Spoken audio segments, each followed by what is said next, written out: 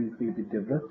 And right now I have connected all of before that, I hand over to him. I would like you all to go through this slide deck which we are presenting right now for your help. So if you have any problem with able to hear your audio, please use the icon which is presented right now on your screen. You have to unmute your speakers and then click on join on video. Join audio, please. Sorry. And in case if you have any feedback for us, like if you're not able to hear, if you want the speaker to slow down, or if you have any questions, please use feedback buttons. I would keep on monitoring right now. I will come back to you as required. If you have any question regarding technical question regarding the session, you can always use Q&A option out here. We recommend that you use see this demonstration in full. Watch it in full screen. Hands-on after this session, also we are organizing 2 more sessions on which viewers you have provided over here. If you are interested, you can join them as well. So handing it over to Vidya Vrat to continue it further. Pretty quick answers, and you can put your questions. Hello everyone. Can you guys hear me? Okay. Hello. Yes, we can hear you. Okay, thank you. So I will start with my session that is about C# 5.0 Async Programming. So first of all, good afternoon everyone. I'm not sure what all time zone you guys are, but I'm hoping everybody is joining from India. So let's go ahead with it.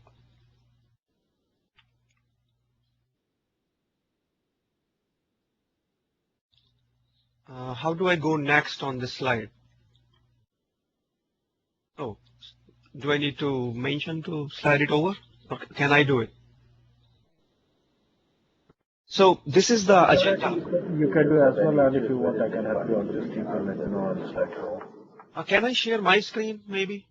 Yeah, you could. I will be demonstrating code as well. You can you have to go into the share option on the left hand side in content and then click on share your desktop. Got it. All right.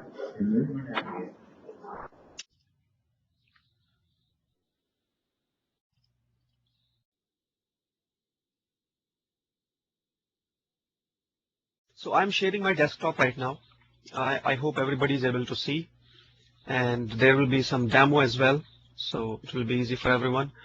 Please feel free to stop me in the middle if you have any questions or if I'm going too fast or something like that. So the topic is about C# 5.0 Asynchronous Programming. The agenda goes like this. I will be talking a little bit about myself to introduce to you. Then I will be discussing evolution of C# programming language along with .NET frameworks versions we have available. I will be talking about what is synchronous, giving you a demo, what is asynchronous, going through some asynchronous patterns, followed by a demo, and then comparing side-by-side versions, that what feature is offering what, and in what situation we should use a particular feature. So this is about me. My name is Vidya Vrat Agarwal. You can call me Vidya Vrat. I work as a .NET architect. I have almost over 13 plus years experience, and currently I am in Philadelphia, East Coast, United States. These are some of the certifications I have. I have certified Scrum Master, Microsoft certified trainer, all these things. I am also Oracle certified from IIT Kharagpur. So these are just some of my credentials I have on certification side. I am published author for A Press Incorporation, New York. I have authored 5 books. My recent book published in 2012 was on C# 5.0 databases. And other than author, I have been a technical reviewer for 9 books for A Press Incorporation for different topics, varied from C# to Link to ASP.NET, SQL Server Analytics, and all that. So let's jump into the topic we have. That is about C# 5.0 asynchronous programming. But before we get into it, let's really have a quick understanding about different versions of .NET framework, because each time we have a new feature available on Microsoft technology stack, it really maps very well with a particular version which Microsoft is releasing, whether it is any technology, and especially I find it fascinating when it comes to C# and .NET. So here I have laid out a graph kind of thing, which is starting right from beginning, going from .NET 1.0 on the bottom left to up, that is .NET 4.5. And as you all are aware, for each individual version of .NET, Microsoft has been launching a new version of Visual Studio. So here I will be demonstrating how it went. So in .NET 1.0 or 1.1, C# was 1.0, and the main feature which Microsoft launched was managed code to the world very first time. People got to hear something called managed code. After that, in 2005, we had Visual Studio 2005, .NET 2.0, C# was 2.0. The biggest feature was generics. After that, .NET Framework 3.0, 3.5 came. Time frame was 2007, 2008. Visual Studio 2008 was given to the industry. Main feature was LINQ, Language Integrated Query, and Entity Framework. After that, in 2010, we had .NET Framework 4.0 and C# 4. The biggest feature was the dynamic feature of programming languages and TPL, which stands for Task Parallel Library. After that, later 2012, we had C# 5.0 with Visual Studio 2012, and the biggest feature introduced is Asynchronous Programming with Async and Await. So this is like a little bit, I kind of walked you through that what was the biggest feature available in that particular .NET Framework version and a programming language. Moving on, here is our topic, that is about asynchronous.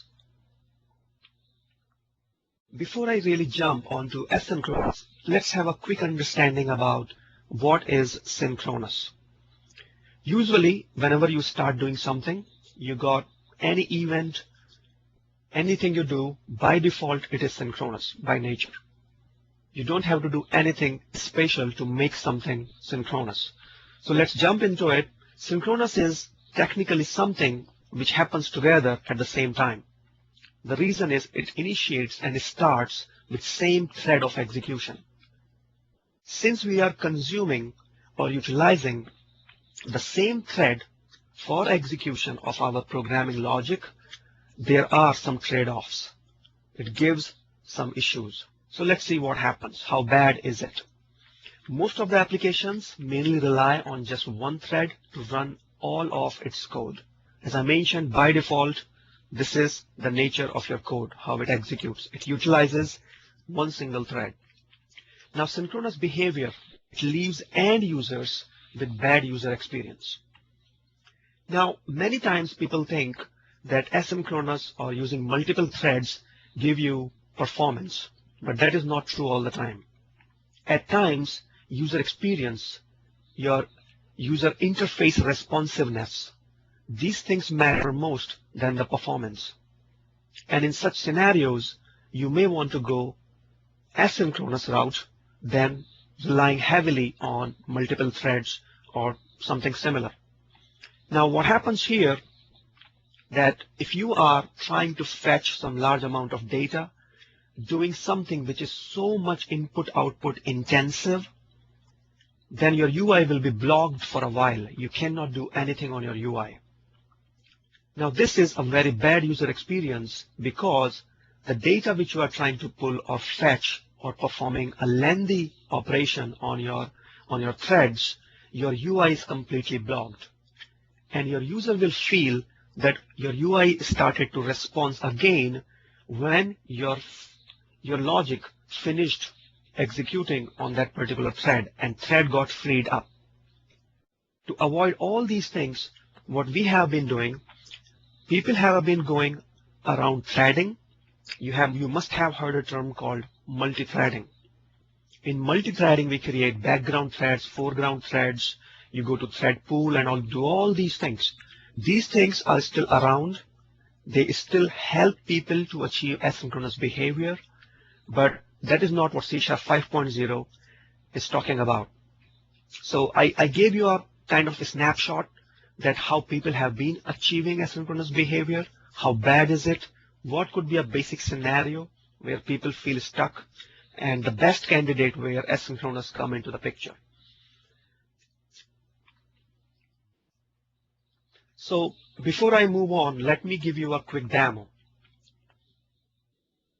So I have some code which I did in a very plain, simple ADO.NET code.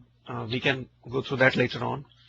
So this is a simple code where I have a SQL Server database, and I'm going to pull only 200 rows from the database. As you guys can see here, I have this thing I'm pulling, and as you can sense, I have a column which is an identity property based column which has some employee ID incrementing one by one, and I'm pulling only 200 rows from the database. So, and I'm using plain simple ADO.NET code here.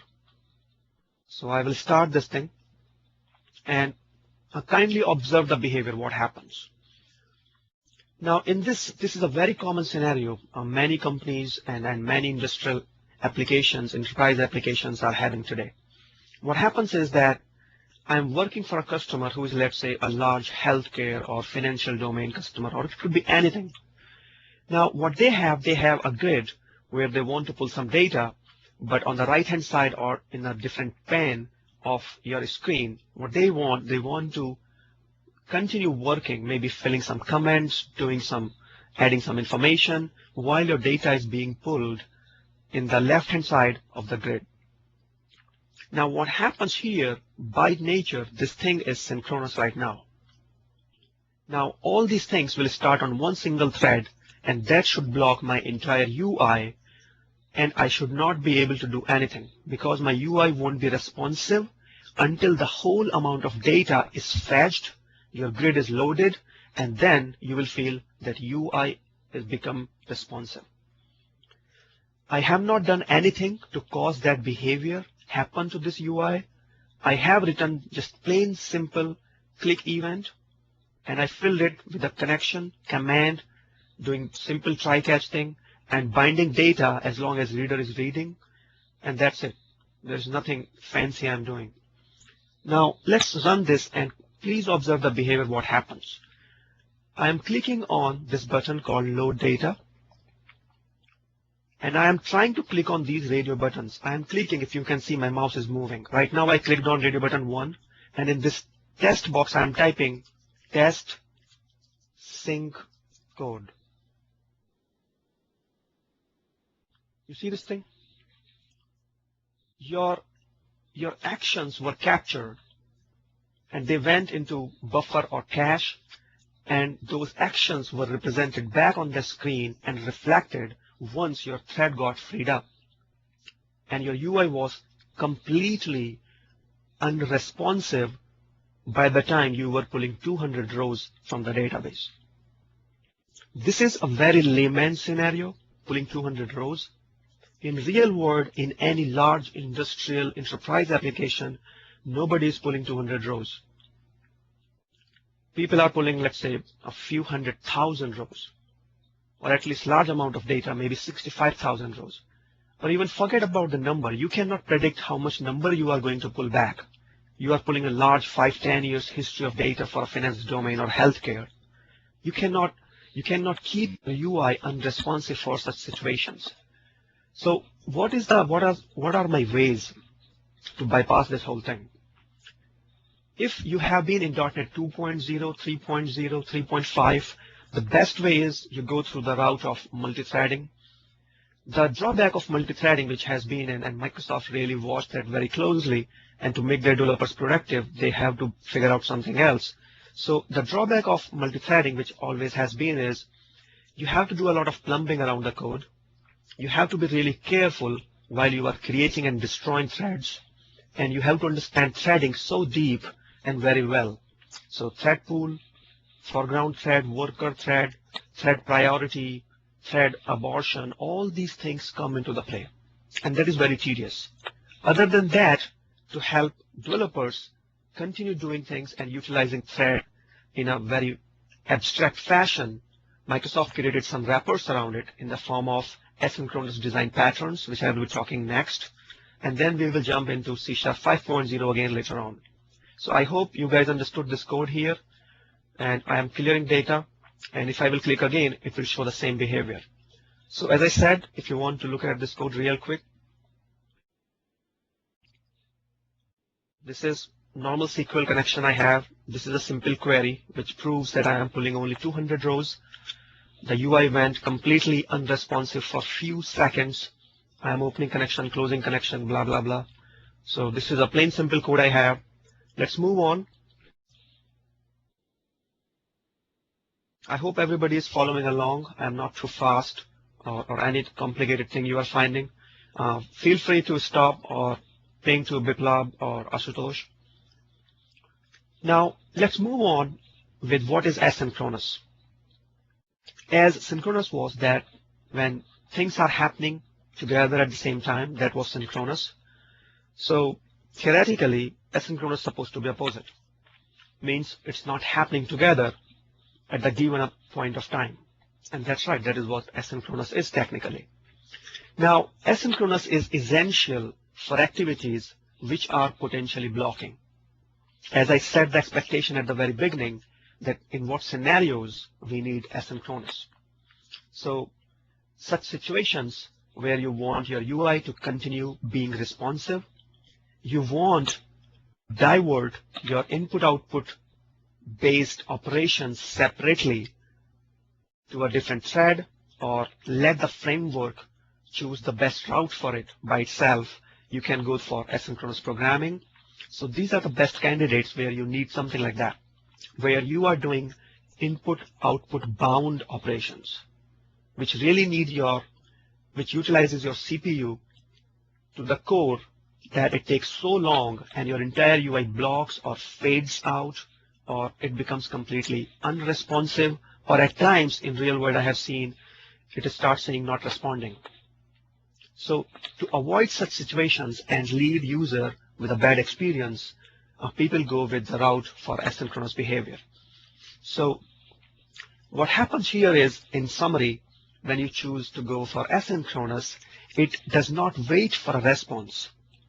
Means your UI, it doesn't wait that when my UI will become responsive. Instead, it submits the request, your UI continue to be responsive, and whenever your response is back for that, the logic that you submitted, let's say I'm pulling 200 rows, whenever those rows becomes available, they will just simply pop up in the grid, or maybe in the text box, or whatever control you are using.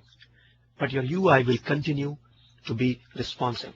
You will have very good user experience overall. So that's the major idea, or the feature which is revolving around user experience. Now let's quickly discuss asynchronous patterns. I have covered almost most of the patterns which people use in industry. You must have seen with your peers, or you must have experienced many of those by yourself. First is asynchronous programming model pattern. What happens in this is something which is very common. If you have played with web services or some other type of application, like then especially delegates, then you must have seen this thing. What happens in this pattern, it relies on two methods, means it's a pair of methods which work together to help you achieve asynchronous behavior. By now, we have to understand that how do we achieve asynchronous behavior? How do we keep our UI responsive, that we don't feel that UI is blocked or fade out, or it say, I'm not responding at all? Logically, it should happen like this. I have a large request, which is input-output bound. I submit it to the CPU. It spins a thread. That thread starts executing it, but I don't want to watch over that thread or to wait for it to be finished. Instead, what I want somebody to tell me that, hey, you know what? Your thread stopped executing, or your job is over, and now show the data. Means you need a second party who is confirming or watching over that when your execution will end or finish. Since I'm going to perform a lengthy input-output based operation, in delegates, there is a way of doing it.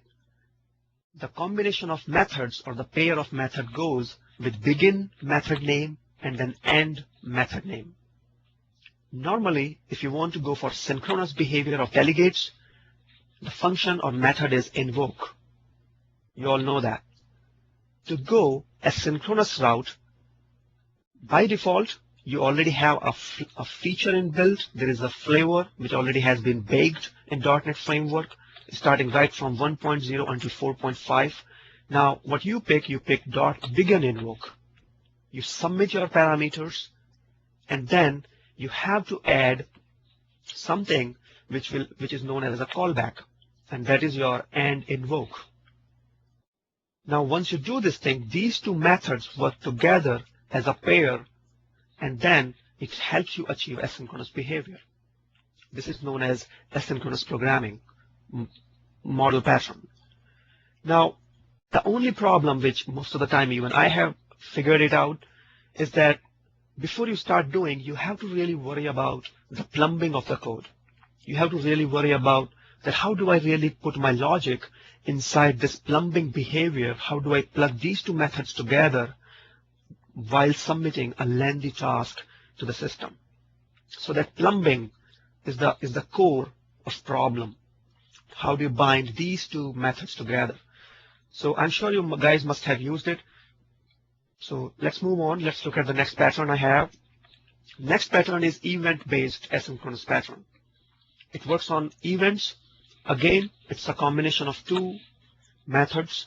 One is a method or a function, and the other one will be an event. So you submit, you want to achieve something. By the way, one more thing I would like to mention here. These screenshots I have taken from Visual Studio. So if you guys do this thing, simply web client, you create an object of it and you put a dot there. IntelliSense will show you all these things which I am highlighting here in different rectangles in different color. So what is happening here? Let's say you want to download some data from Twitter or Flickr or from some website. Now you chose to go asynchronous behavior because you don't want your app or your website or your application to be unresponsive. So what you do, you chose to go asynchronous route, of course, and here is a pattern available for that. We call that event-based. By default, web client object shows that. So you say download data async. This is your method or function, and to watch over that method that it really completed, there is an event which says download data completed. So once your data is completed, your event will fire and it will let you know that, hey, you know what? I pulled all the data. Data download is complete. So again, here is a plumbing. You have to really worry about or put your efforts in binding these two methods, which is one of that is event, together, and you really establish that plumbing so well that replication logic works in right direction. So even though you know the logic, you have the whole method written, which you really want to work on asynchronous way, but you always have to worry about the plumbing of these two methods, events, and a pair of methods, which we just discussed before this slide. Now, similar thing continues. Let's move on. I have another pattern, which is a little bit easier than this. We call that task-based pattern. This is something which Microsoft introduced in .NET 4, and this is the base or foundation for task parallel library. We call that TPL in short for parallel programming. Microsoft enhanced existing namespace system.threading, and they added tasks to it. So task TPL feature lives inside system.threading.tasks. Moving on, this is a screenshot I have where I am starting a new task and waiting for all tasks to be completed. Here, if you see the second red rectangle I have, so there is no plumbing happening for the sake of like having two methods or event or something like that. You just create a task and either you wait for all, wait for any. So if you want to go learn more about it, you can go to MSDN, and if you will search this task class, you will see that it shows different flavors. Wait all, wait any, like that. So it will wait for all the tasks to be completed. If you say wait any, it will wait for any of the tasks to be completed, and as soon as any of the submitted task is complete, even one of them, it will return the control. So this is something like that. Now, before I move on, let me tell you this. All these things are still spinning threads. There are still threads around in the background, but these are wrappers given to you, and these are more intelligent techniques that you do not take the control of spinning threads or killing threads on your own. Rather, these wrappers take care of it in a more intelligent and performance-based fashion. So this is just like giving you wrappers around it and make developers more productive and take the tension away that, am I spinning threads correctly? Do I need to use some profiler tool to figure out that is my application still performing well? I'm not cutting or spinning multiple threads which are not required, and all these things. So these are really nice, cool features and worth trying if you are building some application which really need asynchronous behavior. Moving on, I hope you guys are following along. The best candidate we have, which really works very well for most of the applications today if you are on .NET 4 or higher. C# 5.0 introduced two keywords, async and await, which is known as asynchronous pattern based on async and await. So these two new keywords are introduced in .NET 4.5 and C# 5.0, of course. If you have Visual Studio 2012 or higher version, that is 2013, you are by default entitled to use these two keywords in your source code. These are implemented at the compiler level and built on top of the task feature of .NET 4.0.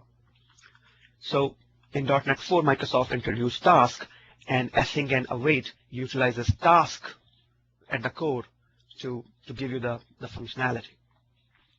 Now, what exactly it brings to the plate? We have been learning about 2-3 different types of patterns, then we learned about tasks, and now this thing new is available. So what actually developers are getting out of it? Now, the problem, like I started working on .NET since .NET Beta, and I have seen almost all the waves coming in different frameworks and C#. The problem I have always faced is that when you are so focused on achieving your functionality and you know how it works, the most difficult situation I have found is that how do I put this thing in the pattern which is given by the programming language. Let's say I need to do plumbing between these two methods. So how do I synchronize and coordinate my functionality between begin invoke and invoke, for example? I have to go through some tedious ways of programming, calling async result interface. You implement the callback. You work on different techniques, or you work on method download data async.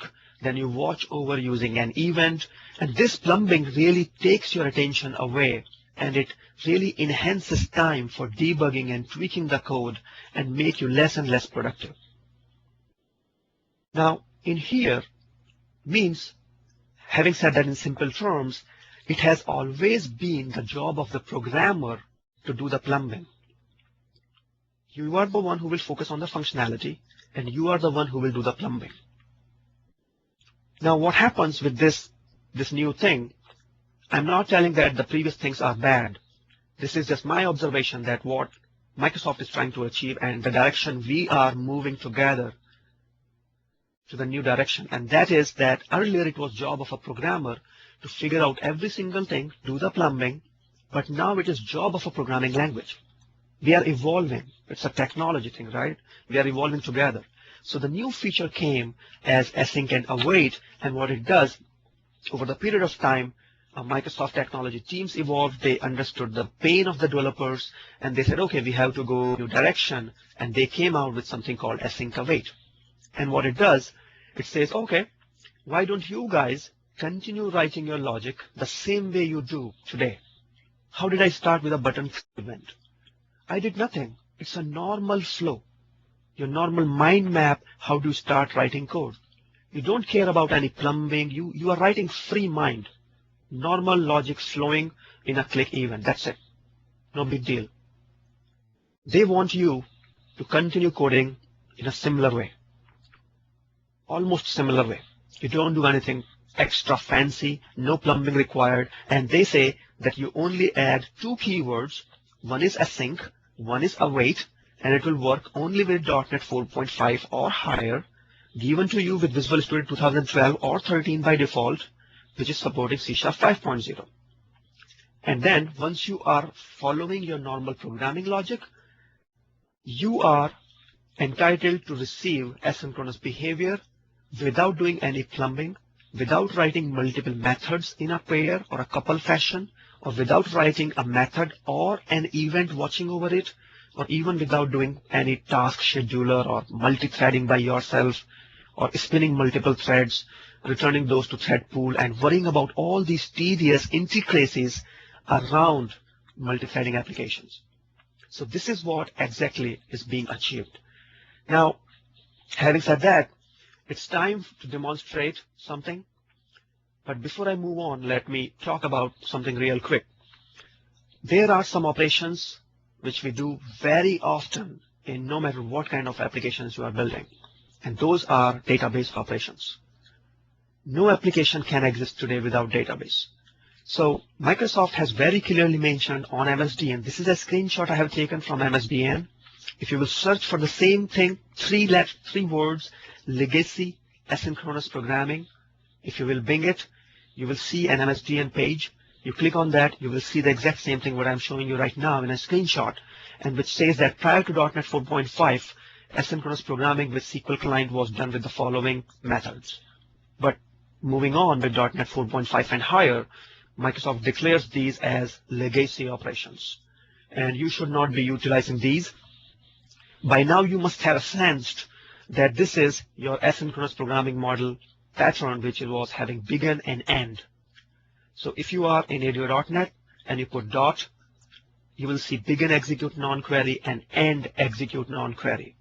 So that is the way, if I wanted, I can achieve asynchronous behavior in the previous demo which I have shown you by using begin execute non-query and end execute non-query methods in a pair fashion. But again, I need to do plumbing between these two methods, make sure these two methods are synchronized.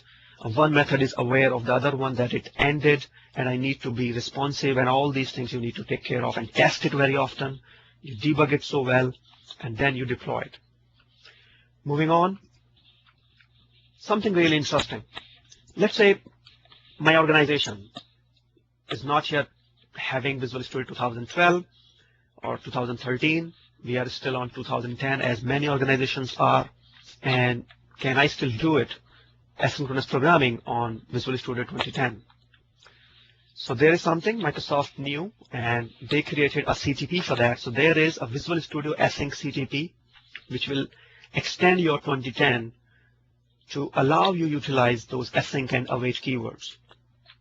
Now, this is again a screenshot I have taken from the Microsoft download site. If you want to find something similar, of course from Microsoft website only, you can simply bing async CTP. Either you can type just async CTP, or if you want to be very sure and you want to narrow down your search, I would prefer you say async CTP Visual Studio 2010. You search for it, click on the very first URL which will pop up, and that will take you to this page which is right in front of you. So hopefully it should work for you guys, but there are some aspects to it. I was following some MSDN forums which talks about that. It gives some issues if you are on Visual Studio 2010 SP1. So, and it's a discussion going on. I'm sure if you will have some more questions, you can reach out to me. MSDN forums is the best shot, but feel free to reach out to anybody, to any Microsoft C# MVP, and feel free to do R&D on it. It's fun. So moving on, it's time to give a quick demo. Let me switch my screen here. Before I move on, I will need a volunteer to maybe unmute yourself and read out that how many rows you see. So this is, I have, as you can see, I have employee DB on the left. Then there is a table called employee details. And here, can somebody tell me what is the total count of rows I am having in this table?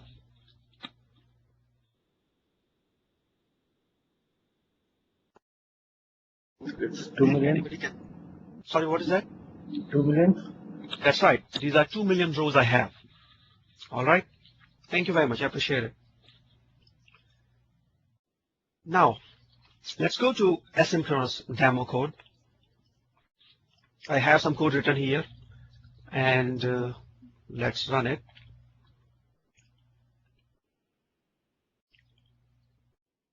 Now, this is a more elegant looking UI. I did it in WPF. Before I move on, may I ask, like, if you guys have pulled, what is the largest number of rows you have ever pulled for any application, which you did for a customer maybe, or you are building some large size application? Anybody wants to volunteer and share that number?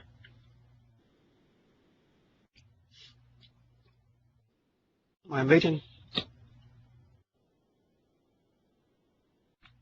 Okay, then let me, if you have any number, you can maybe write it, and then maybe moderator can bring that up.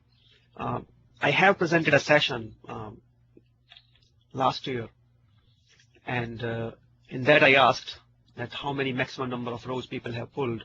We were discussing, and somebody said that I have pulled 65,000 rows for a customer. So it's regardless to talk like what control they were using for binding. It could be Telerik control, it could be SP.NET Grid, it could be anything. That doesn't matter. What matters here is that they really pulled 65,000 rows. That's fascinating, right? And we were discussing that how did your UI behaved? What was the normal customer feedback? What was user experience all around it? So we were discussing those things. So I just thought of sharing that number with you, 65,000.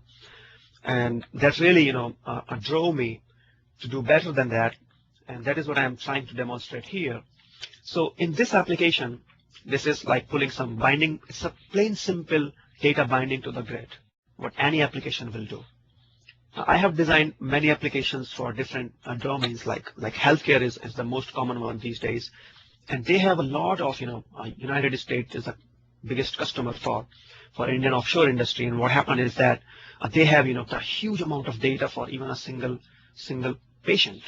They have history right from childhood to their age when they got some, critical disease or something. It can happen to anybody. Now, the key here is that when you are going through these stages of your life, your medical history is growing tremendously. You have no control over it. And your data is growing and growing and growing. And as an application developer, you've got a task to pull data for a customer, and that is actually turning out to be few 100,000 records. Your entire medical history is so vast and huge, and you are binding it to a grid, but your medical, prescribers or your medical users, the end user, they said, hey, you know what?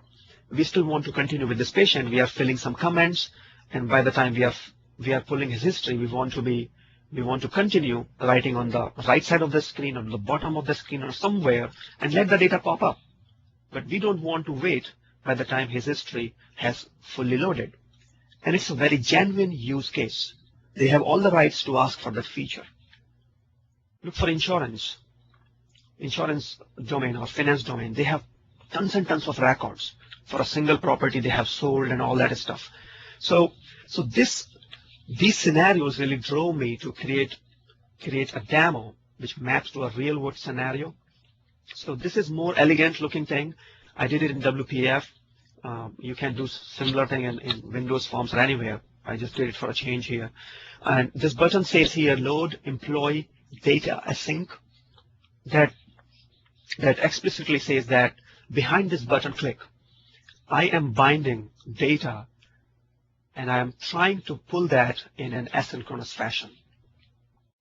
That's all what I'm trying to say by this title on the button.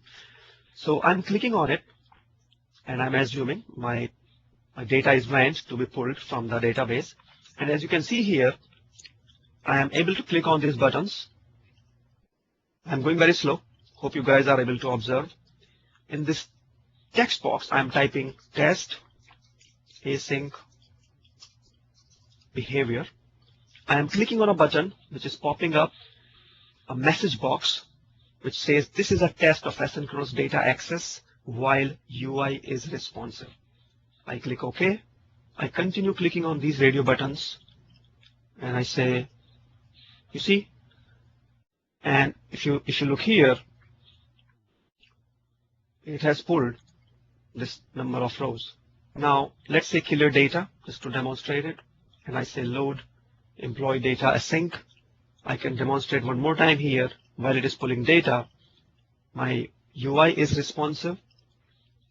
You can continue typing. So your entire UI is responsive. You can click on this message. It says your while UI is responsive, and it's asynchronous data access. So assume a scenario where you are working for a customer where data is pulling, and you want your UI or some part of UI to be responsive and data continue to be pulled. So as you can see here, we pull data and it shows that all the data is pulled, and it has pulled 2 million rows here, right? And it took just a few seconds. The key here is that why those few seconds didn't count or we ignored, because your UI was responsive.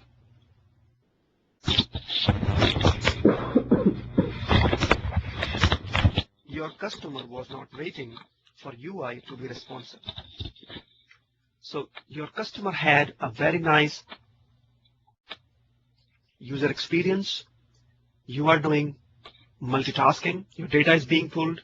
Your user is productive, and you are pulling data. If you map it, or you kind of compare the two behaviors, when I was pulling just 200 rows, it took almost same amount of time, but your UI was completely blocked. And those are only 200 rows, only 200. Here, in the same amount of time almost, we pulled 2 million rows, which is drastically large number of rows, 200 to 2 million. And your UI is totally responsive, right? So this is the key.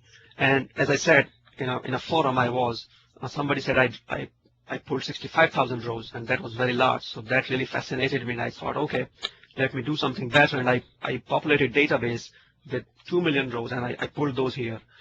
And I hope it maps to some real world applications. And that also is inspired by some of the applications I have been doing until now. Let's move on here. So I demonstrated you how async programming works. Let me, before I move on, really give you a quick snapshot of the code that what I have been doing here. Many things are part of your syntax and all these, the things you need in programming language. But the main focus I will tell you is that we are not doing any plumbing, not to methods or events or those sort of old patterns required. So my button, which I was saying, load data async, is here, this button, where I'm calling a method, right, which is my own user created method here, load customer async.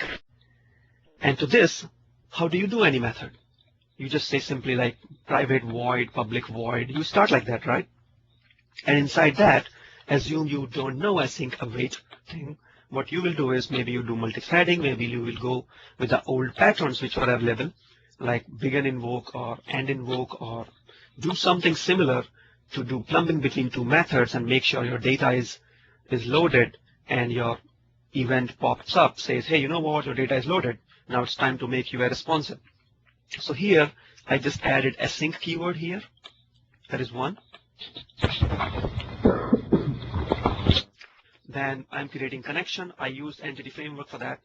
And here I am pulling all the data. It's a link query I have. As you can see, there is no where condition based on the employee ID.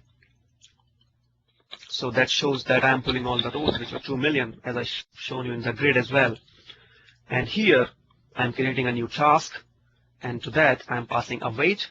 And to that await, I'm passing command.executeReader async.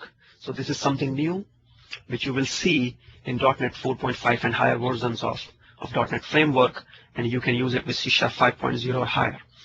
So this is something what I'm binding. Earlier, if let's say I'm not in 4.5, how I would have done it?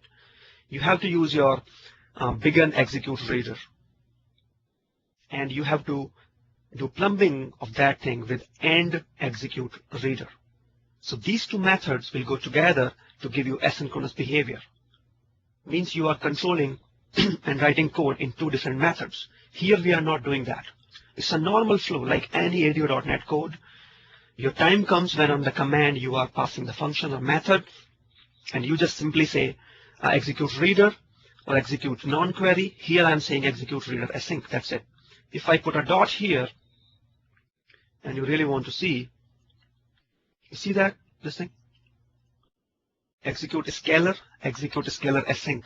So all these async behaviors are available on this. See that execute reader async.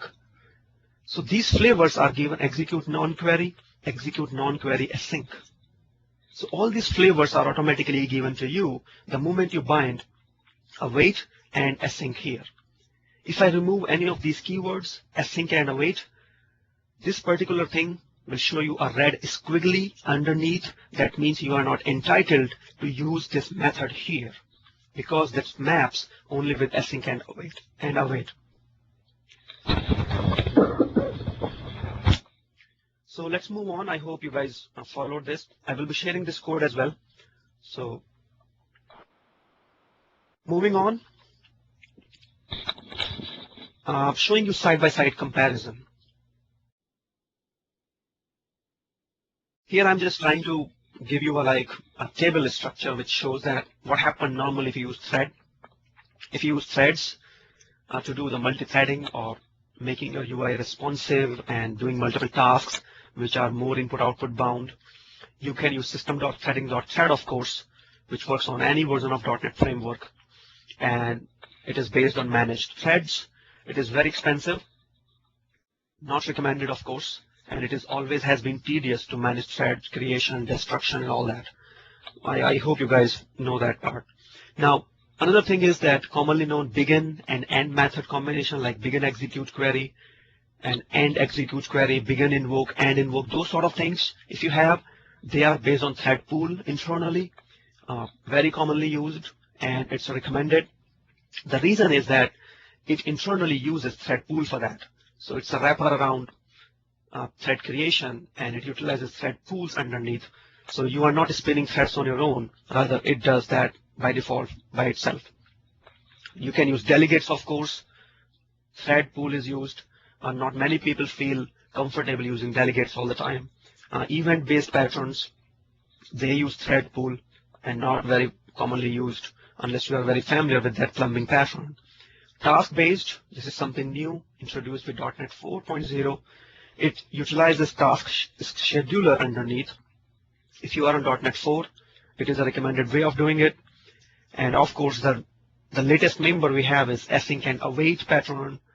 You can use these two keywords, which is based on task pattern, new in C# 5.0, and it supports the asynchronous pattern with the help of keyword async and await.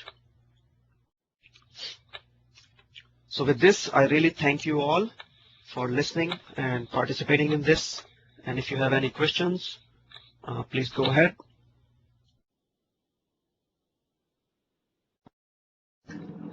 Hello everyone, thanks for joining in. So if you have any Q&As, you can post it under question and answer Q&A menu on the top. And meanwhile, I'd like to you also to go through this. We have a series of sessions which are still we are having today. So if any one of is of your interest, which is currently shown on the screen, you can join them as well. And post this session, you'll get some surveys from the Microsoft for how did you like the session. Please do take some time to fill that up. That would be really good of you.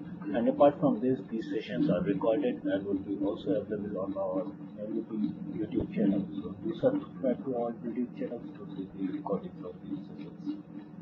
Not only this session, but all the sessions which we are conducting today. So the floor is open for another 5 minutes. If you have any questions, please do post it to us.